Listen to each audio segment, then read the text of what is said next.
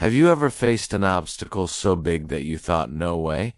This is the story of the night the sea stood still. It's a story about hope for those who have no way, help for those who have no one, and freedom for those trapped by fear. Israel was free. For the first time in 400 years, they were no longer slaves in Egypt. Behind them lay the escape from the land of their captivity, a journey marked by blood and fire and hail. Before them stretched the Red Sea, an angry, roaring obstacle between them and their promised future. There was no bridge, no boats, not even a life raft. There was no human solution. And then they heard the distant sound of drums and the unmistakable clash of weapons. Pharaoh's army was closing in. 600 of his elite chariots bore down on them, chariots with bronze-shod wheels that cut through the sand, driven by soldiers thirsty for revenge. They were fast and they were furious, and the end of the road was nowhere in sight. Fear turned to complaints. "Why did you bring us here?" The people cried out to Moses. To die in the wilderness, to die of hunger, to die of thirst, to die at the hands of the Egyptians. Why didn't we stay back in Egypt? At least there we had food and drink. Here all we have is death waiting to swallow us. And they looked at Moses as if he had led them to their deaths. But Moses remembered what God had said. "I will harden Pharaoh's heart, and he will pursue them. But I will gain honor through Pharaoh." And Moses knew that this was part of God's plan. So he lifted up his staff and said to the people, "Fear not, stand still, and watch the salvation of the Lord, which he will accomplish for you today. For the Egyptians whom you see today, you will never see them again. The Lord will fight for you. You need only to be still." Then he said, "Tell the people of Israel to go forward." But while the Israelites were paralyzed by fear, the Egyptians drew near. Suddenly, God showed Moses a pillar of cloud standing behind them. It was the same cloud that had led them out of Egypt, but now it seemed to be moving backward. "What is that?" Moses asked. "It is the pillar of cloud," God replied, "that has been a smokescreen between you and Egypt. It has concealed what I have done and kept my troops hidden from Pharaoh. Now go on ahead and tell the people of Israel to move forward. Lift up your staff and stretch out your hand over the sea and divide the waters, so that the Israelites can go through the sea on dry ground. I will harden Pharaoh's heart, so that he will pursue them, and I will get honor for myself through Pharaoh. And I will say to Pharaoh, my power will be shown through Pharaoh, and I will bring him to his end. And the people of Israel will know that I am the Lord your God, who delivers you out of Egypt. And they shall know my power and my name, and they shall be my people, and I will be their God. And they shall know that I am the Lord who brought them out of Egypt. And Pharaoh will pursue them, and the Lord will deliver Pharaoh and his whole army into your hand, and you shall possess yourselves and all your horses and chariots. And the Lord will harden Pharaoh's heart, so that he will pursue them, and the Egyptians will pursue them into the midst of the sea. Then Moses and the children of Israel raised a shout, and the very sea seemed to hesitate. God commanded the wind, and that wind split the waters. So the sea was divided, and the waters stood like walls on either side. And the Israelites went into the sea on foot, and all the cattle with them.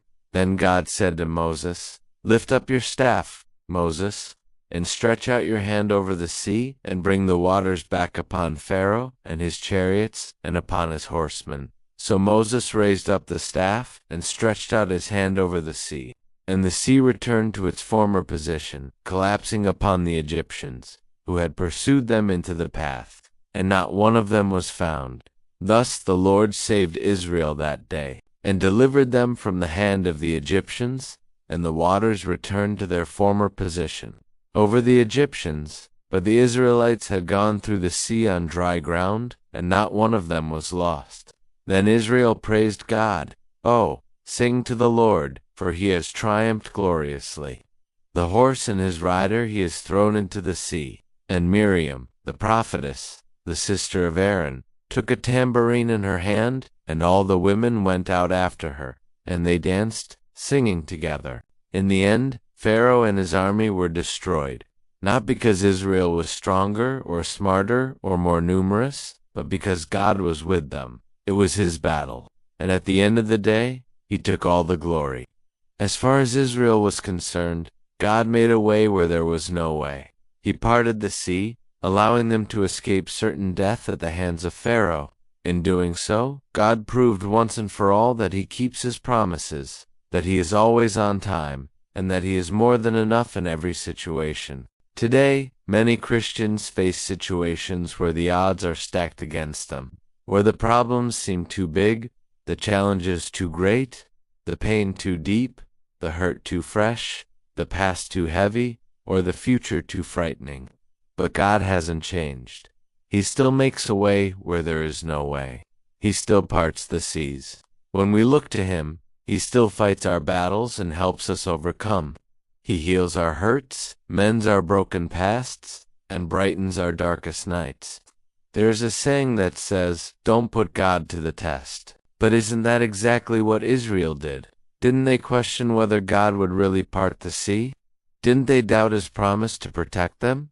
Yet despite their doubts, God acted, and in the end, He not only proved Himself faithful, but also displayed His glory. Remember, God doesn't call the qualified. He qualifies those He calls. Don't let the fear of giants keep you from seeking God's face. He is bigger than any giant, stronger than any obstacle, and more faithful than any feeling. So take a moment right now and praise God for parting your own Red Sea. Maybe it was a financial breakthrough when you thought you'd run out of options.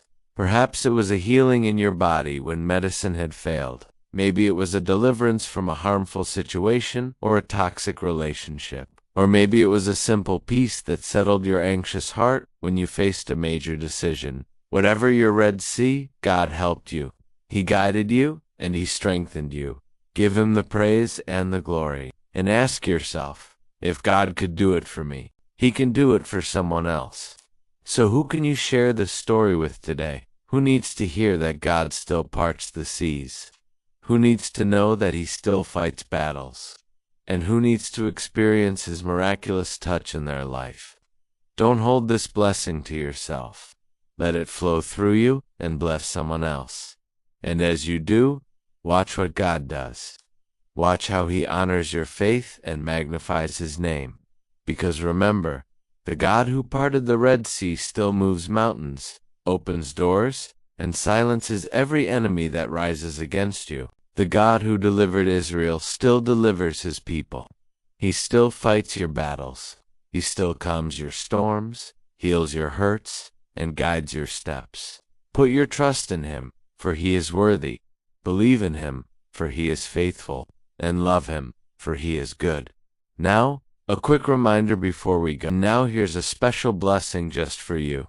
May you never forget that the God who parted the Red Sea still moves mountains, opens doors, and silences every enemy that rises against you. May your faith rise above fear, your steps follow His leading, and may you walk into the impossible with the confidence that He fights for you, protects you, and will never fail you.